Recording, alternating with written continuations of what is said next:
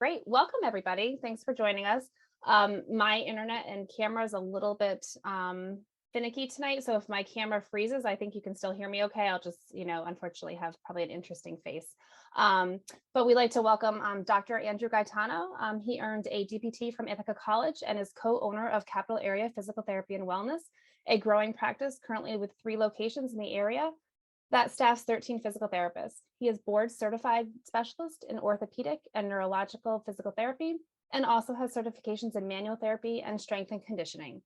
He is an assistant professor at Russell Sage, where he teaches neuroscience and gross anatomy. Welcome, Dr. Andrew Gaetano. Thanks for having me. Anything else that you'd kind of like to add? Oh, it's good to see everybody on Zoom again. Here we go, guys. This is flashbacks. Hopefully good flashbacks. We'd also like to welcome Dr. Wayne Croyle.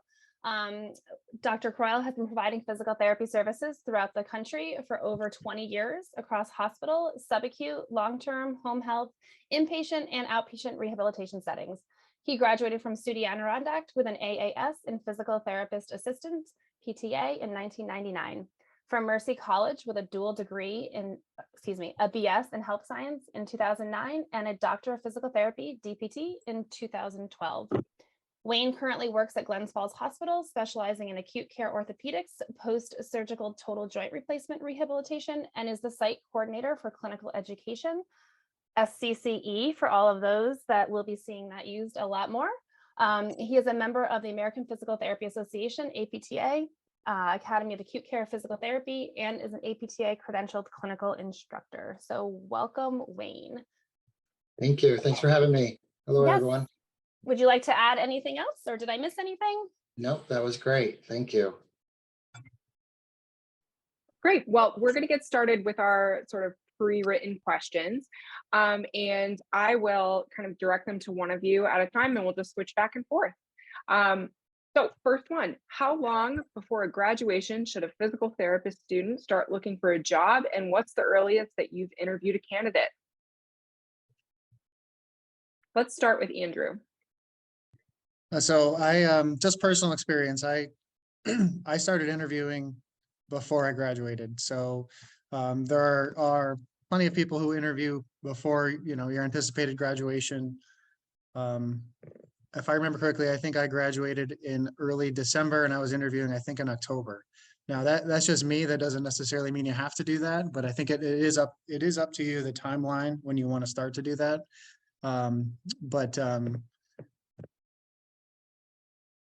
From a standpoint, you guys are graduating in May. If your goal is to start working right away, that you probably want to start that process sooner rather than later. Month or two before. That's kind of just my personal experience on it. Okay, Wayne, yeah. What are your thoughts? Yeah, I would agree. I would agree with that. Also, too, it depends on, what the student's situation is.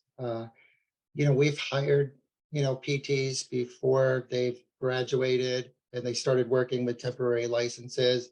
It can create a lot of stress starting a new job, as well as studying for the boards, and then the added stress of having to pass your boards, and everyone is counting on you to do that. So, think about that before you start interviewing and before you take a job. We've had students that we've hired and, that have failed the boards, and it's, it can be devastating for them. So, think about, what your goals are. Can you handle the added stress of starting a new job and studying for your boards? You got to take all that into consideration. Yeah, so it sounds like, Wayne, you're saying that at your institution, you do hire new grads before they've passed the boards. Is that correct? Correct. Yes. With it. Okay. After they obtain their temporary license, we have, yes. Great. And Andrew, is that the same thing that you do at your site? And is that something you've seen sort of globally? Is that something that happens less in some settings rather than others? Yeah, we've had several students that were students here who have they're after being a student, they came on with a temporary license until they passed their boards. But we've also had we just had a therapist from Utica College join us. I think over the fall, right after he graduated with a temporary license, and he worked 3 days a week and studied the rest of the other days. So he was working part-time until he passed his boards, and then he came on full-time. So that's also an option. That's something to consider. If you're just trying to get your feet wet, and maybe you don't jump right into full-time, maybe you do part-time 20 hours a week or something like that, but that's an option. Yeah, that's a good point too. And when you're interviewing too, let them know that you want to prepare for your boards. Would it be possible for you to take some extra time off, to prepare? Okay, awesome. Thank you. So let's go back to it. So in the fall, we had a great presentation from one of our own students, Alex Franco, on cover letters and resumes and that whole process. And this is a hot topic for PT students, I know, because oftentimes it's quite a arduous process to apply for a job. So if you could start, Wayne, what do you look for in a cover letter, and do they matter? I'll be honest with you. We don't spend a lot of time reviewing the cover letters. What I do know when I do review them, what does stand out is if there's grammatical or spelling errors, that really, that does stand out. But, we're looking, that they're showing that they're enthusiastic. Why are they applying to Glens Falls Hospital, or why are they applying, for an acute care position? Just short and sweet. But I'll be honest, we really don't pay much attention to them. Okay, great. Thank you. How about you, Andrew? Yeah, I don't think I've read a cover letter ever, at least in its entirety. But I think the first thing because when we get applicants, it's not just for PT jobs, it's for various things. So the first thing I'll see is, okay, what job is this person applying for? And I'll maybe read the first few lines, and then I'm going to go right to the resume, right? Because I know just by the fact that you're applying for the job that you're interested, at least. So I don't necessarily need to read that in Word format. I kind of assume that you're interested. And this is just me. I think in certain circumstances, depending on who you're applying for or where you're applying, they might be necessary. So you might want to have a template made. I don't think it has to be 3 pages long. I think it can be very, very short and like Wayne said, grammatically correct and fluent. This is me and this is why I'm applying. But in terms of the resume, which I'm assuming is the next question. Yeah, absolutely. Go right ahead. So I just something popped in my head when Wayne was talking about resumes, and that was, maybe it's changed now, but Word, whatever was Word version 1 or whatever I used when I made my resume when I was applying for PT jobs. If you capitalize a word, it doesn't spell check it. And so I had realized after I sent my resumes a whole bunch of places that I had spelled the word experience wrong on every line of my resume. So, hey, it's not the end of the world. You'll be okay if you make a mistake or whatever. But I think resumes from a standpoint of a PT, the important thing about resumes is finding talking points between the interviewee and the interviewer that are going to be interesting. So if I get a PT resume, I'm assuming you went to PT school and you graduated. Great. Assuming you have a license or you don't. That's all necessary on there. What's important to me is, and for you guys, you are going to have your student experience on there. If there's anything that you did in that student experience that you found especially important or interesting, or if you saw a certain diagnosis a lot, or if you did a certain technique, I think that's applicable to put on there, because then I'm going to ask you about that. Or you can bring it up and say, hey, I saw a lot of patients with vestibular troubles, and I got really good at that. And boom, there's a talking point, and there's something you can go down that road. I don't necessarily think you need to put your GPA on there. You can, unless it's bad, then don't. But it's not necessary, I would say. I don't necessarily think you need to put under your experiences that you evaluated patients and you became efficient in goniometry and I think it can get a little bit too wordy. My resume is, I think, 1.5 pages, if that. And I think it doesn't really need to be anything more than that. But I think the things that you want to highlight are the things that are interesting to you, that are important, and that may be different experiences you've had. And I'm going to get into this a little bit later, and this is one of the big talking points that I have, but if you are involved in your community in some way, that is important. Put that on there. And that would be a talking point for you as the interviewee.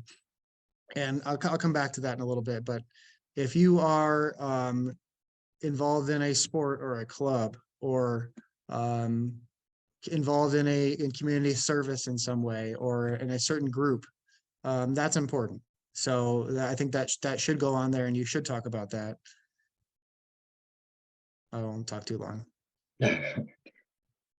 You're fine. You're a Yeah, I wealth of agree too. information. You know, if you're a member of the APTA, things like that are important. It shows your dedication to the profession. What I'm looking for is, like Andrew said too, yeah, if you have acute experience, did you work in a neuro ICU? Were you mobilizing low-level patients? Things like that really stand out. So, short and sweet, no more than a page, like page and a half, like Andrew said. But we're just looking for your experience, your skills, and, a little bit about yourself. Great, thank you. So our next question is, you guys kind of addressed this a little bit when we were talking about what was on the resume, but really, what can a new PT do that will set them apart from the field? So, if we think about our class, we have roughly 30 graduates every year, and every other PT school has roughly 30 graduates. And, come May, you may be getting a lot of applications from people who maybe don't have a lot of clinical experience behind them, but who are very different candidates. So what kind of things can PT students do now to get themselves set up and set themselves apart? Let's start with Andrew. So when it comes to, because all of you have theoretically the same amount of experience, you may have other certifications but not necessarily board PT certifications. But what is going to set something apart when I'm talking to somebody in an interview is, and especially a new PT, is how much they are interested or involved in community. And that can mean several things. Community can mean you are out in your home community and you're involved in some way.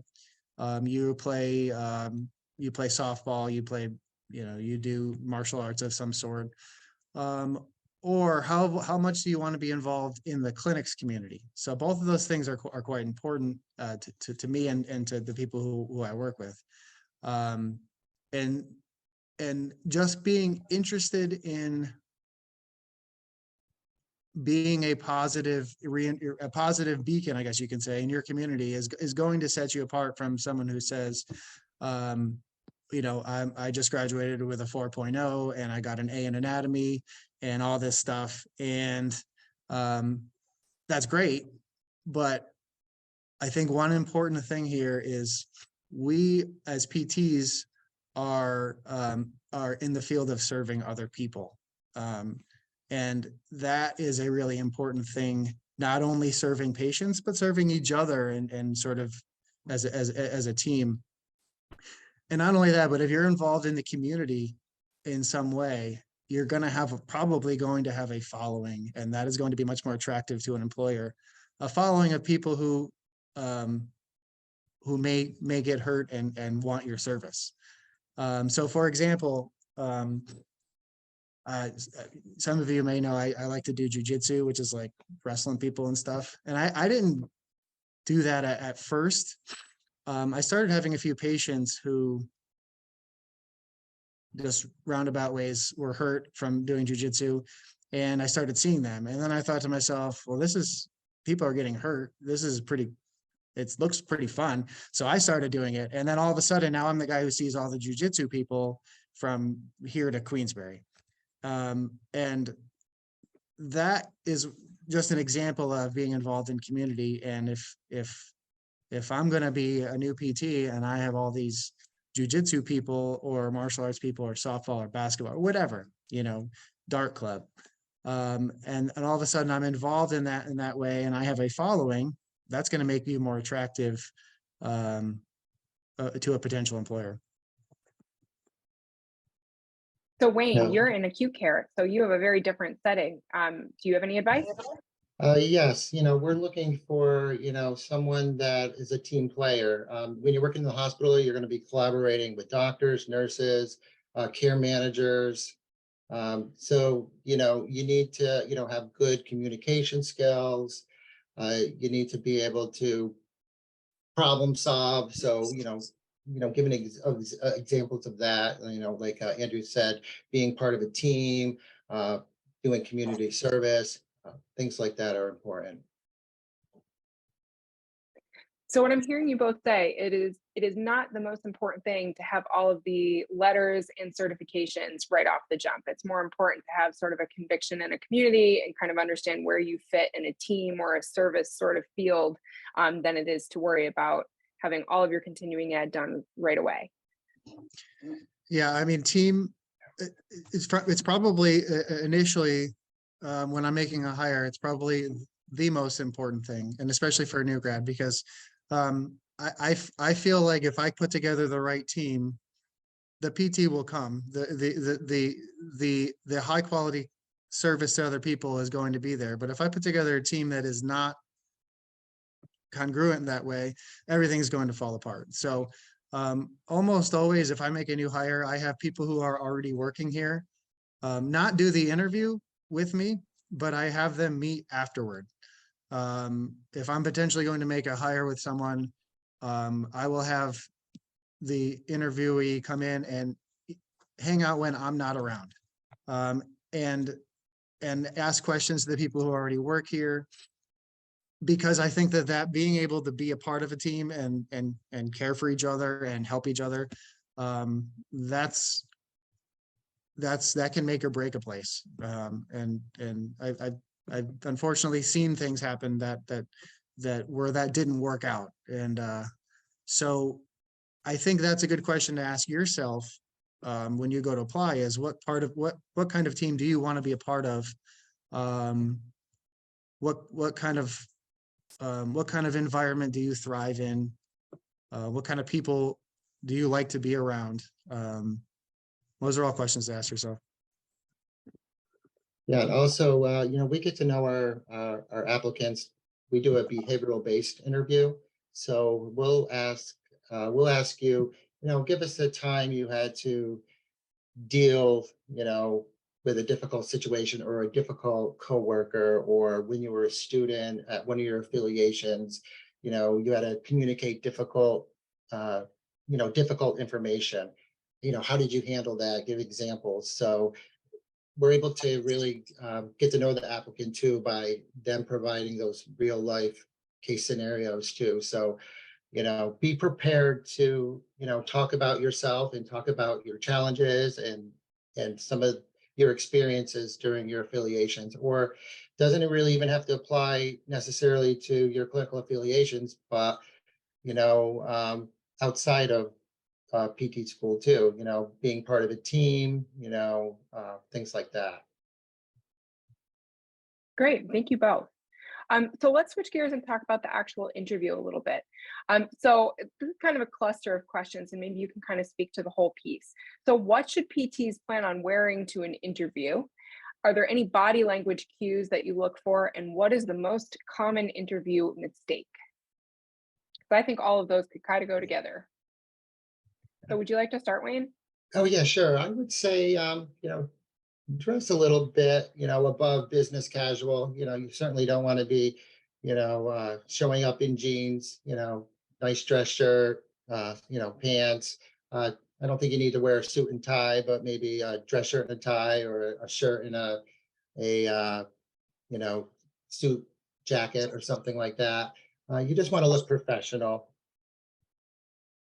And what else did you?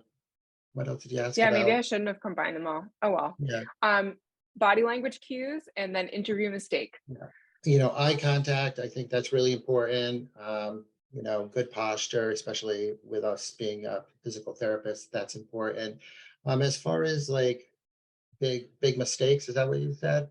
What was the Yeah, other? what is the most common interview mistake or the biggest interview mistake that you see people make, especially new grads?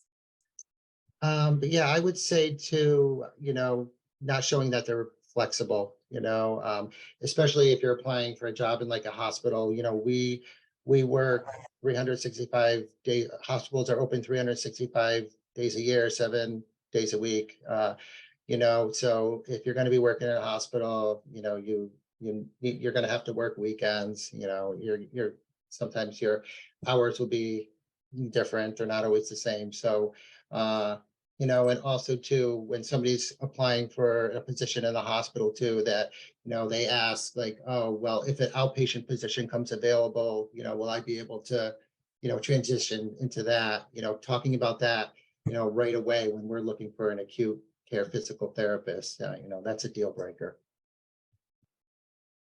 That's good to know. Thank you. What about you, Andrew? Yeah, I think obviously you're professionals, so don't go in jeans. I don't think you necessarily have to wear a suit and a tie. If you did, I don't think that's a big problem or a red flag or anything, but dress professionally for sure. Just like you would on your affiliations at the very least, that's the least you would want to do. The other question was body language, right? And Body okay. language and mistake. So you guys probably figured out by now that a large part of our job is talking to people and being able to communicate with people. And you're doing that in an interview. And so I think one mistake that you're going to make in an interview, or hopefully you don't, is trying to be something or put on a show that is not you. I think the best thing you can do is to go in an interview and be yourself. Try not to put on a face of something that you're not. I expect you to be nervous when you're in an interview. I get nervous for interviews. I don't like them. I don't even like giving them. So I think that's part of it. So just remember that. I don't really get nervous anymore, but I definitely used to. But I think the most important thing from a body language standpoint of view, and it's okay to be nervous, but it's to be yourself and it's to be honest. And trust, and if you can build that honesty and trustworthiness to an employer right off the bat, that's going to be really helpful.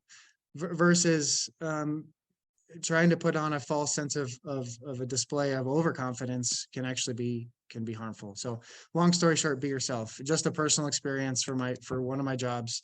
It was right after the Yankees won the World Series. So I think, they come in and the first thing they say is, oh, tell us a little bit about yourself. And I was just like, Yankees won the World Series. Yeah. Like that was the first thing I said. And I just kind of went from there, and that was just me. And, so I think being yourself. I know that sounds cliche, but that's honest. Yeah, it's been a long time since the Yankees won the World Series, but sorry. Unfortunately. Okay. All right, let's move on to the job offer. So what sort of things, when a student is ready to accept their first job, should they be looking for compensation? Because we all look at that monetary bottom line, but there's really a lot more to it. Would either of you like to start with that? Yeah, sure. I'll start too. Don't just look at the pay rate, look at what other benefits they're offering in terms of continuing education, 401k, earn time off, all of that is important too.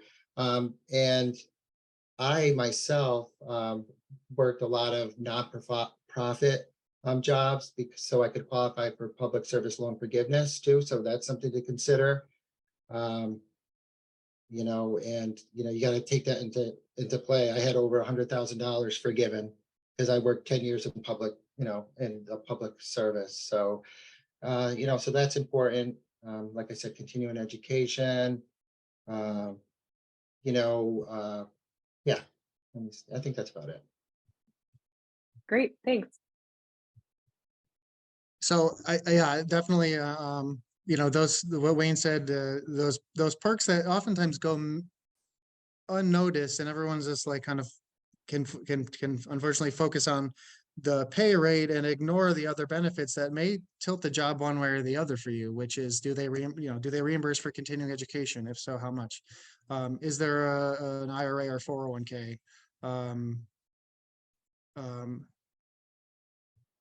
Other non-tangibles, you know, this is kind of silly, but I've worked in places, and this is just strictly outpatient, just that's my experience, but I've worked in places that that don't have PT aides, and so are you the one that's going to have to clean the tables and do the pillowcases and do the laundry and the hot packs and all the other stuff, or do they have somebody that's going to do that? I mean, that's sort of that can be part of it. So that's the question to ask. I think what you want to start doing as you guys start to graduate right now is get in your own brain and figure out what's going to motivate you, and what in terms of what you want to get out of an employer. And is that, are you going to want to get the highest paying job possible? In 5 years, are you going to want a title that you know, a director title or a manager? Are you going to shoot for all the kinds of credentials and all these letters after your name? Figure out, and it's okay if you don't know, but all of those things going forward will matter. And in terms of your questioning to the employer, is there an opportunity to grow? If I study and I prepare for the OCS exam, is that are you going to pay for that? Or are there other continuing education certifications opportunities that I can take? I worked at a place in Connecticut that if you stayed there long enough, they would pay for your manual therapy certification, which is great. You know, so that was a motivation to get to go that route, but also motivation to stay with the company. So those are all good kind of questions, but I think it's going to matter for you what you want out of a job. In certain fields are probably going to pay, in certain parts of the country are probably going to pay a lot more than others. So that's just a consideration too. Awesome. All right. So one last question, and then we'll open up for questions from the students. So if you had to pick one thing that's the most essential thing for a new grad PT being successful at their new job, what would that one piece of advice you'd give them be? You want to start with Wayne? Yeah, You can take a second. Yeah, sure. I would say, you know your limitations, you know, don't be afraid to, you know, ask questions, you know, try to find a position where there's going to be other therapists for you to work with, where you're going to have, you know, mentoring. That's really important. I know for a lot of new grads, traveling is very enticing. You know, they pay very well, but I was a traveler, but I had a few years of experience, and you're expected to go in, you know, into this job, you know, not asking a lot of questions. They put you right to work. A lot of the, you know, a lot of the facilities or the places you'll be working at, they're substandard. You know, so that's something to look at. You know, I think it'd be very challenging starting your career as a traveler. So, you know, definitely try to find a job where, you know, where you can grow, or, you know, your orientation is thorough, and, you know, you're going to have that mentorship, because, you know, I've been practicing for over 20 years and I still collaborate with my peers, you know, so don't go into that job thinking you know everything. What about you, Andrew? Yeah, I think Wayne mentioned earlier being flexible, and I think that doesn't just apply to being in the acute care setting, and being flexible in several ways. Being flexible meaning being willing to learn new things or try different things. Being flexible meaning being willing to step out of your comfort zone for the sake of others. Doing stuff in the community is a big important thing for us. That's been a struggle the past few years, but we're hopefully, fingers crossed, getting back into that now.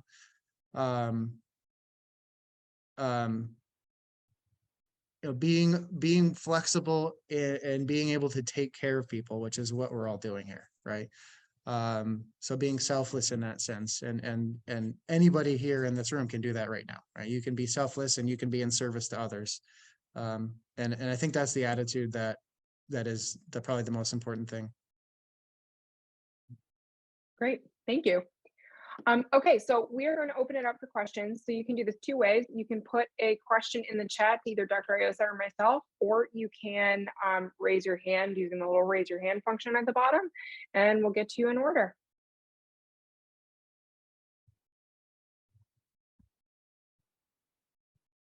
And while we're waiting, I'm going to give you that link one more time for attendance, just in case somebody came in late and didn't get it.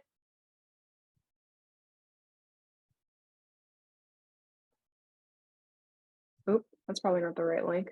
Well,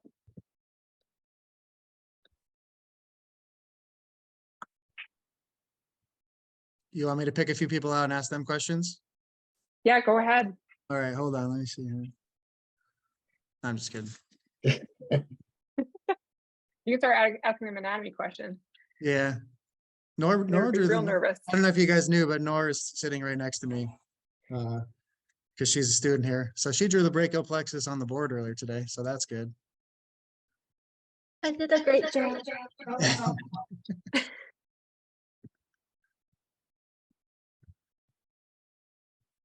Okay, well, if there are no further questions, I'm going to be posting this lecture to YouTube in the next couple days. I will send the link out. I see a hand raised, right? Oh, sorry, just kidding. Go ahead, Chris. You're good. I literally just raised it. Thank you guys for coming and talking to us, or virtually coming and talk to us. Thing I'm curious about is, as a new grad, you look for a job, you get a job. How long do you kind of stick it out before you kind of figure out if it's time to move on or not? Yeah, that's a good question. I would at least, at least maybe give it a year. Especially if you're going to be applying for other jobs, and if it's showing that, you're not staying at, positions for very long, that could be held against you, so that's something to consider. But also too, if you feel like, patient care is substandard, or you're just not happy, you're miserable, then it certainly is time to move on. One thing I want to say too in your interview, and I think it's a big mistake that I've seen new grads doing their interviews, or even just regular therapists too that are interviewing, is talking negatively about a previous employer. So you definitely want to minimize that. You definitely don't want to talk bad about your previous employers or your clinical affiliations. You can talk about maybe what some of the challenges were, but definitely don't be bad mouthing anyone. So I don't know if I really answered your question. Sorry. Yeah. So I give you just some personal experience, Chris. Is I loved my first job. I love the people I worked with. We went out and did stuff after work. It was exactly what I wanted to do, but it was in Connecticut, and I didn't want to live in Connecticut. Nothing against Connecticut or the people from there. It wasn't home for me. And so I would think I was there for maybe about 14 months or so. And so that it was just, I felt like I needed to come home. My second job, I think I was there for 8 months, and my third job, I was there for maybe a year. I bounced around. I can't really leave my job now, but so I've been here for like 10 years, but I think trust your gut on that. I do think that it's important to know that the grass is not always greener on the other side, and that it all starts, and this is gonna, again, I'm not trying to be Mr. Cliche here, but it all starts at what's going on in here in you, because if you have sort of this negative attitude and you carry that to the next job, guess what? It's going to be a repeat of the same exact thing. So get yourself right first, and go in with that service, selfless, caring attitude. And if it's still not right, okay, then you find the right thing. But what you don't want to do is, you don't want to take a negative attitude. I'll just use that for a lack of a better term, and then carry that to the next job, and then blame your job on that, and then carry it to the next job. Oh, no, that job, and then carry it, because it's never going to end, right? So get yourself right first, and then the answer will come to you. But I the grass isn't always greener. Sometimes it is, though. How about that? Thank you. Paul, did you have a question that you'd like to ask? I saw your hand raised. It was kind of similar to Chris's question, but say you're applying for your first job and you could see working at that place for like 3 to 5 years, but you have other plans afterwards. Would you disclose that to the employer that you're interviewing with, or is that just like, because I know it's good to have like a future vision and stuff for your career, but yeah. So some employers are going to ask you to sign a non-compete clause, which that's a consideration. So, if your plan is to work for 5 years and then open a PT office right next door to the PT office you're working at, that probably is not going to work. But if, there's no really, you don't have to tell your employer your plans, they're your plans, right? I mean, so you do what you got to do, but you do have to be sort of considerate of that.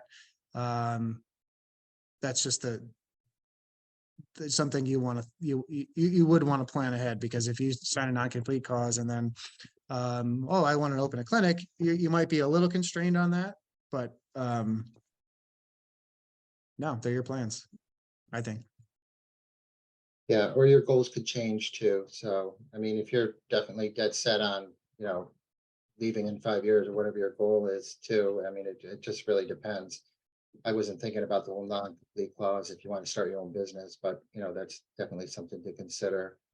But I wouldn't necessarily let them know what your goals are in terms of other things than being a non-compete clause. And just a little bit more on that, Paul, and that is, if you do have goals that are relevant to the profession in terms of, I want to get this certification, or I want to be able to go to give a presentation at any of the, Sarah, help me out. What is the student, Like CSM or? Yeah, that's it. Those are good goals. Those are goals that you would want to share.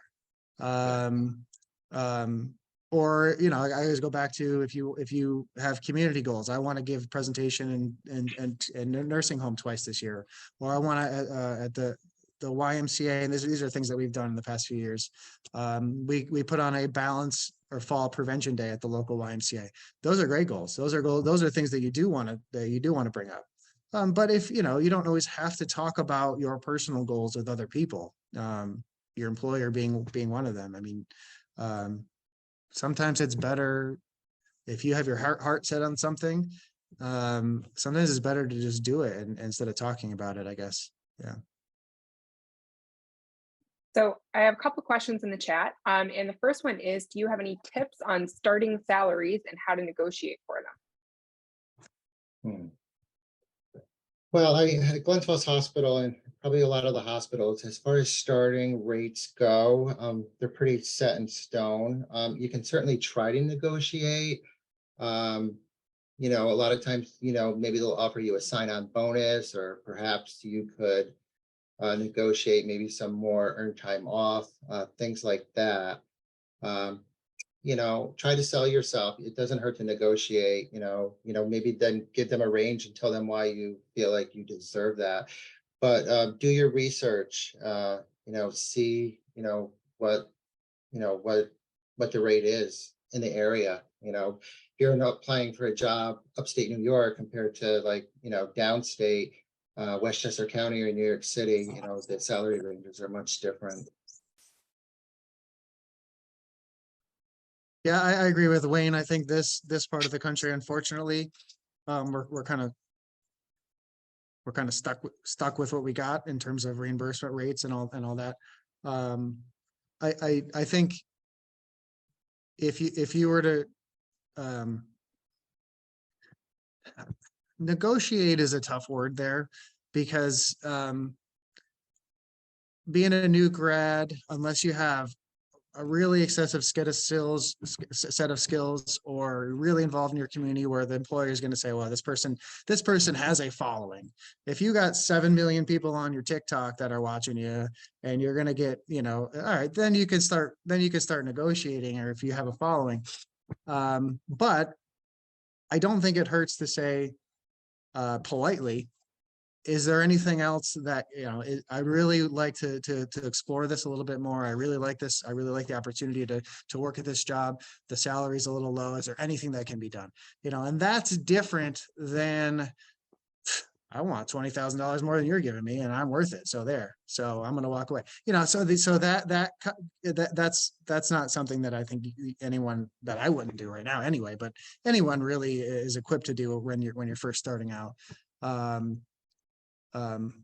But I think we've used sign-on bonuses. I think that's a reasonable thing to ask. I think if it's done in the right manner, it can be done, but it's not as likely for you guys being new. But yeah, another thing Right.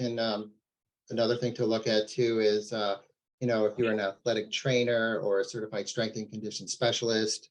I know we've had, you know, therapists that have started out entry level, where they, you know, their rate was increased. And even if you're an employee, and you're working for the hospital, if you were to, you know, obtain, you know, vestibular certification or lymphedema certification, I mean, that does add to your pay rate. So, you know, so that's something to consider. You know, and also too, you know, I was a PTA, so I was able to negotiate.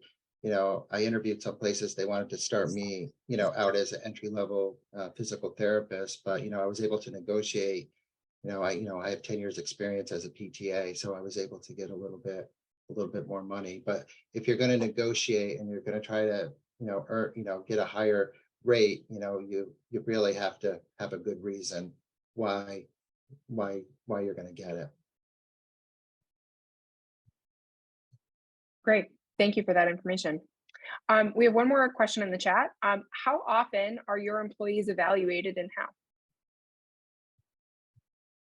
Yeah, well, first 3 months at Glenn Phillips Hospital, you're on a probation, you know, it's a probationary period. And then yearly you get a performance appraisal, and it, you know, it just goes over, oh, well, throughout the year too, we do chart audits. So, you know, I'm a level 3 therapist, so I do a lot of, you know, I do a lot of chart audits and, you know, performance improvement, things like that. So, you know, you'll have your manager or your supervisors, you know, looking at your charts, you know, seeing if your documentation is, you know, up to par, things that you can work on.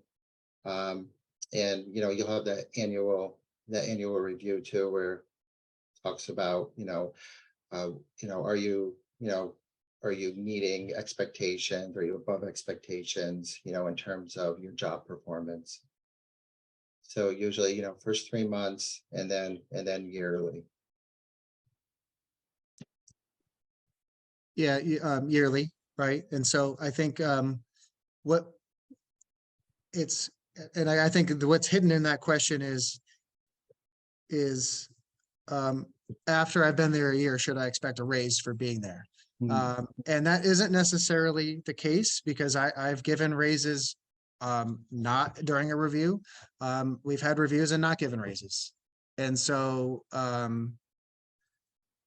don't think, if you're communicating well with your employer and they're communicating well with you, nothing at a yearly review should be a surprise to you. right? Yeah, it's a formality. It is good to go through some of the positives and negatives, but it really shouldn't be shocking. So I think the communication on your end and the communication on your employer's end, it should be a year-round thing. It shouldn't just be once a year. Yeah, ongoing, I agree. Yeah. Great, thank you. Are there any other questions? That's everything from the chat.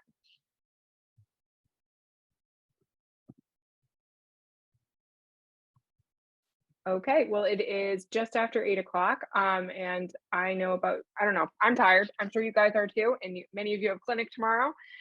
If you have any other questions for our speakers, please email them to me and I will forward them on.